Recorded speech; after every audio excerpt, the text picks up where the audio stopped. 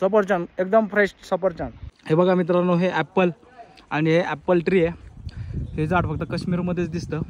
आणि इथं बघू शकता वेगवेगळे ॲपल आहे. इकडे एक आहे, इथे एक आहे. एक कच्चं होतं ते तोडून खाल्लं आहे. खरंच लय गोड लागतं तिथं सफरचंद. आणि असे सफरचंदाचं झाड पहिल्यांदा जवळून पाहण्याचा योग आला आहे. हे बघा इकडं तिकडं सगळीकडं. ते काय हाताला येत नाही आहेत, जेवढे हाताला आले त्यापैकी एक खातोय.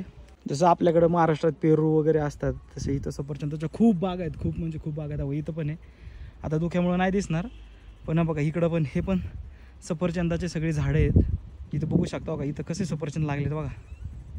आणि त्याचा पाला एक बघूया, पाला आहे ना जास्वंदाचा पाला असतो ना आपला, जास्वंदाचा पाला त्या टाईपमध्ये दिसतोय. हे बघा ॲपल.